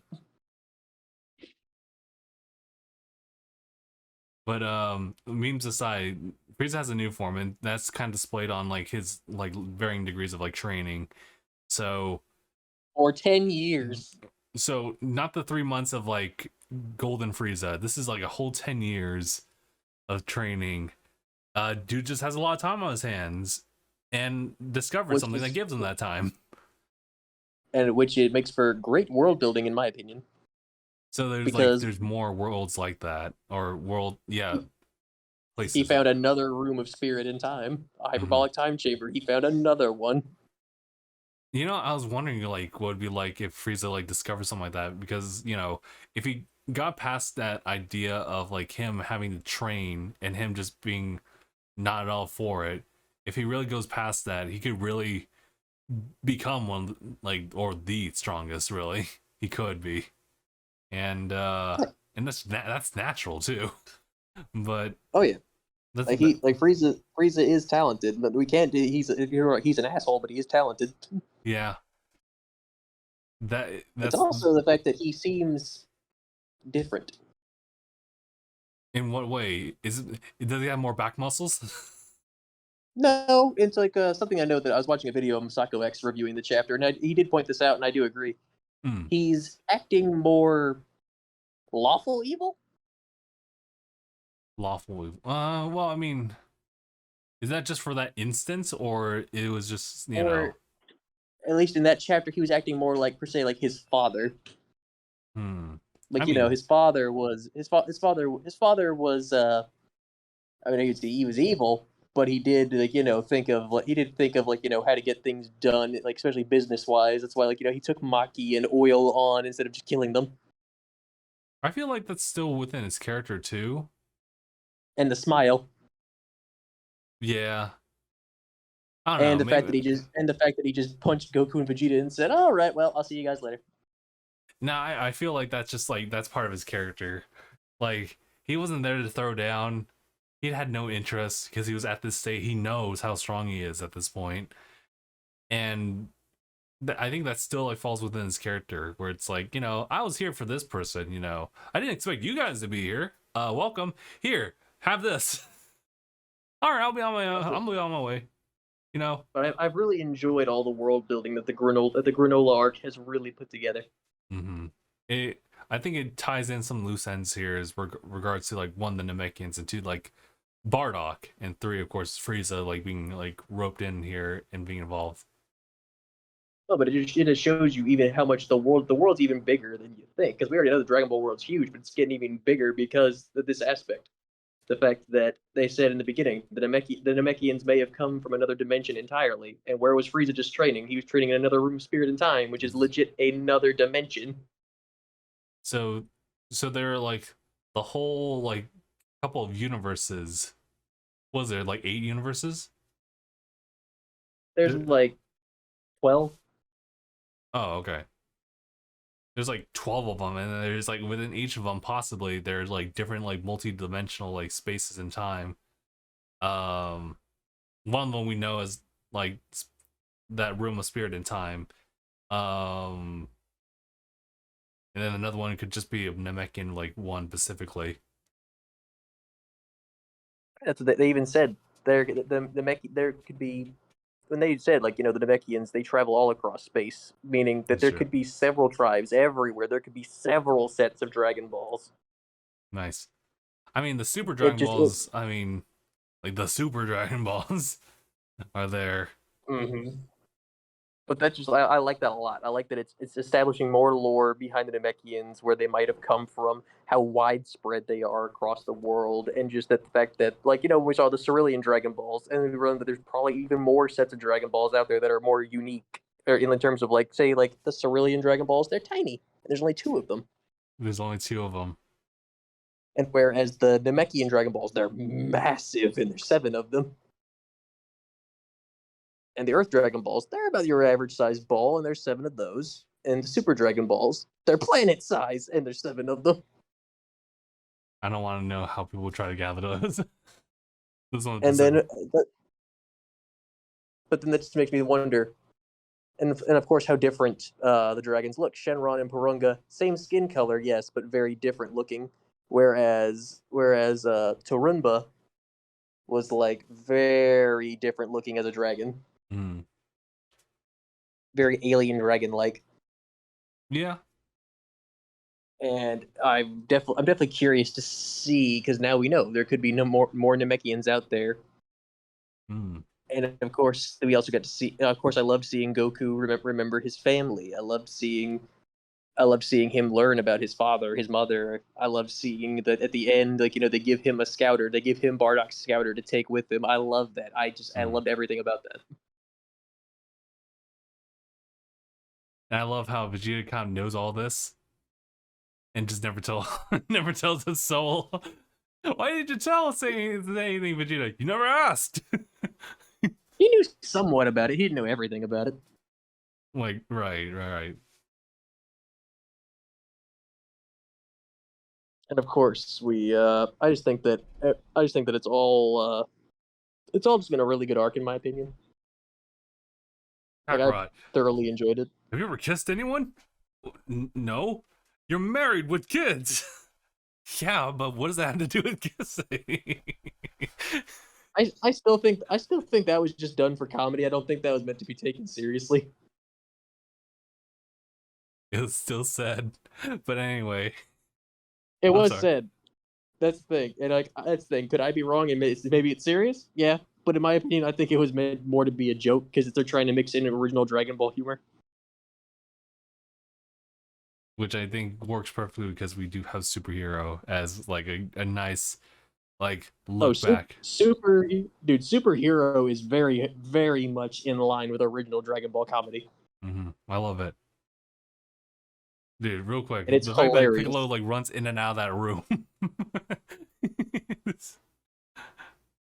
just nonchalant. Like, whenever he wants to pop in, he hides behind the brush. People see him. He's like, "Hey, how's it going, dude?" 94. I love his phone. Hey, how's it going? I love his phone. Yeah. His little fuzzy cat phone. And how he holds his phone. Yeah. It works. And the plushies. Listen, he didn't deserve that. One was too many. We'll get you into one of those plushies you love so much. Don't you dare give me another plushie. I never liked them, and I never will. He's got like a whole stack of them. He'll still pick a pan, right? He's like, I really appreciate it. I gotta keep researching these Super Saiyans. I know. He said they're going Super Saiyan. And I feel like everyone was sitting there watching. You did not just say that. Oh, go on, please. I mean, he's not wrong. It kind of is, but it is what they're doing. But the way he said it. Ooh. Super Saiyan. Yeah. Yeah, there's a lot more world building in Super, which I really like, especially since we just came out of like, well, I mean, obviously we didn't just came out of like that, but like, obviously the Tournament Power was just a culmination of all these different things, hyping everybody up. The fact that there's like a whole bunch of other universes colliding together to do this tournament, and then there's world building on just one universe, right? It's still within like Universe 7's like universe, and there's a bunch of other things we just don't really know about that.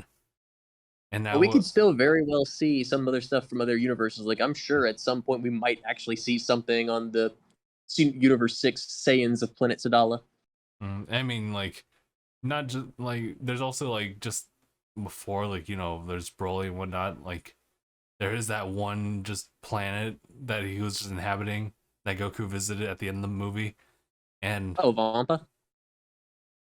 And then there's also, well, actually, that's kind of like the fullest extent of all the things I know. Of course, there's like Namek as well, new Namek, but yeah, Yeah, the planet that Broly was on is called Vampa. Oh, okay. And there was also the folk that have the instant transmission technique that taught Goku to go home. Oh, Sent him home. oh yeah, the Yardrat race. They are the Yardratans. So just there's still a lot more world building, and how effective, impactful will be for the series. Just only time will tell about that one. So, I think at the end of the day, though, that chapter was just to like,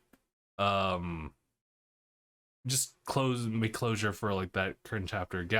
Was still a menace, but the fact that Frieza like really went in there and just absolutely like demolished him without any effort whatsoever, and then he goes black.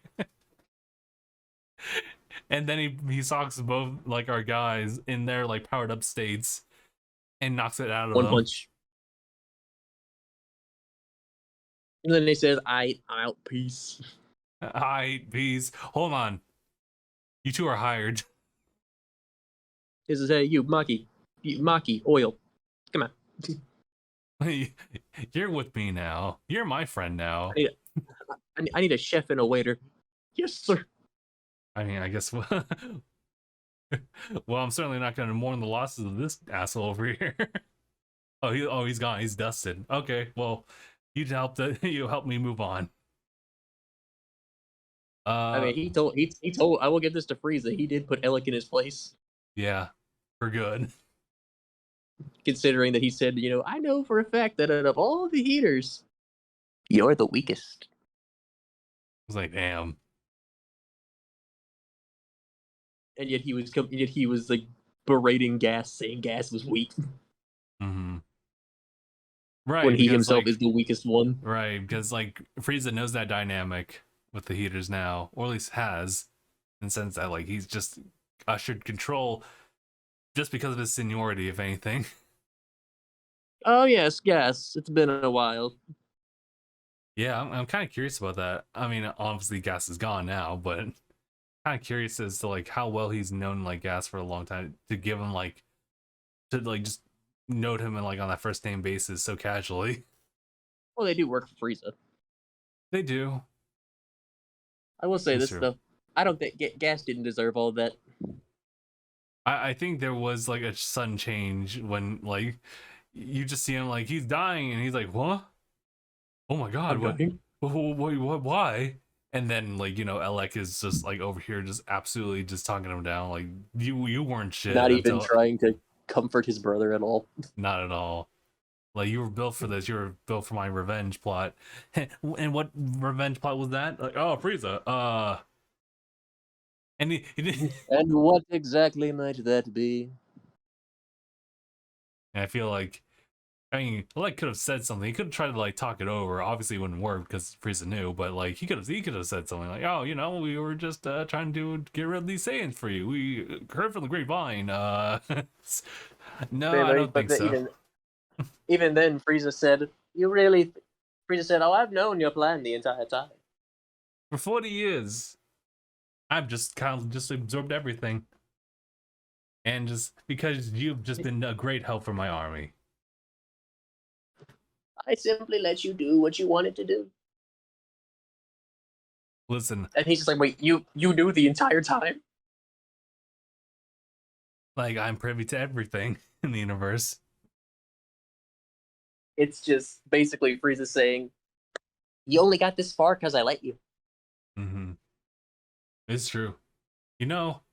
We used to laugh at the fact that like there was a Ginyu Force and they were so loyal to Frieza. It had good pay, it had good healthcare. Now it looks kind of different now, doesn't it? Now you kind of want to be employed with Frieza. I will say this though. Like, it's like I did feel bad for Gas because I feel like at the end of the day he was just trying to help his family, and meanwhile I feel like Maki and Oil, they cared about him. I think so too, to a certain extent. Alec, he didn't care about any of them. At the end of the day, he cared about himself. Mm-hmm. It is what it is. Yeah, he really just cared about himself. Mm-hmm. And he paid the price for that. And it was kind of foreshadowing. It was like, hey, look, you actually abandoning your family? He's like, shut the hell up. I got other things to do. It's not only that, but he's the one who called Frieza. It's true. He called Frieza because he was plotting to like have him get assassinated right then and there. But that was before he knew that like that was not gonna happen. Yet, before he realized, wait, why isn't Gas stronger than him? Oh, you know, I was just in a different dimension. This is true. So he Man, wasn't in the current. He wasn't in the current universe when said wish was made. this is true. And Man, even Wish says at the end of the chapter, it could be Frieza, or perhaps not. cheeky Whis. He's right though. He doesn't know for sure. For all we know, he could be talking about Cooler.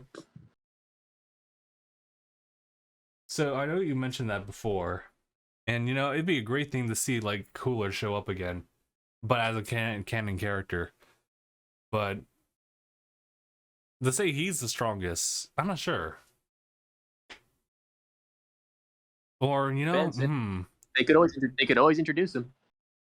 or they could use that opportunity to like bring in. Oh no, I was gonna say Broly, but Broly's literally been like, even if he is like in the manga right now, and they just haven't addressed him, he is just living and breathing, just in the universe. As far as we know, he's just on Vampa. Mm-hmm.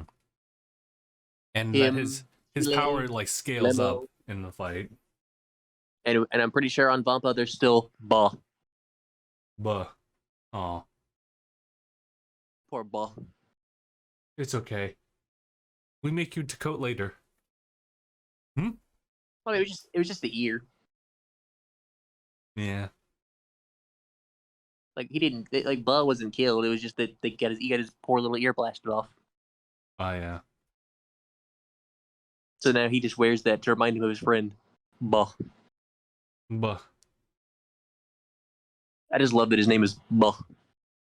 I think it works perfectly. That how simple it is. His one friend, Ba. Yeah. So I guess like going forward, it's like Dragon Ball Super is gonna be like on break for a little bit, but I'm really thinking about like how they're going to like train up for like Frieza now. They gonna need that room of spirit in time, bro. They're gonna need something that like goes slower in time. Because Frieza just trained for 10 years. And how big is the like? I mean, we don't even know how long he's actually been there since. We don't know anything about the dimension that he was in. We don't even know when he stepped foot inside. Because what was it? Before they even like went to like oh, excuse me, Granola's planet, they trained for a good while. Like, was it 3 weeks to 3 months? Yeah. Damn. Like, are you talking about like when he fought Goku and Vegeta before when they first got blue? Yeah, I think, yeah. Yeah, he trained for like about 3 months. He did that for 3 months. Or you know what? How about when Goku and Vegeta were training their current powers?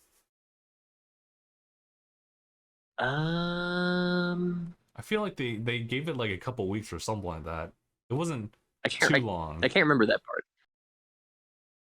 I don't think it hasn't been too long because I know for a fact that remember they went to because the whole Granola arc started once the other aliens, you know, they took back the body of they took back the body of 7-3, and then and then Granola was hired to grab the body, so that's when he raided their ship and took the body, and that's when they were able to establish the Granola arc. That's when it first started. I didn't realize just how long the Granola arc went on for until like I had some realizations. It's true. Because do you want to know how long it's been Since they first like dropped the chapter of that first arc? Like I can tell you right now, when Granola was fighting Goku and Vegeta in the forest, like, you know, swinging around in his scarf and everything, my little sister was getting married. That's funny. That was a year ago. Yeah, sounds about right. they take their time, you know. Take the time to like fully imagine, write out all things, draw it. Appreciated. No, it's just like you don't realize how much time goes by. Yeah. It's like we're in our own spirit of time. We're in our own room of spirit and time. That could be a song. Yeah, yeah. I mean, the next Frieza song. The Frieza.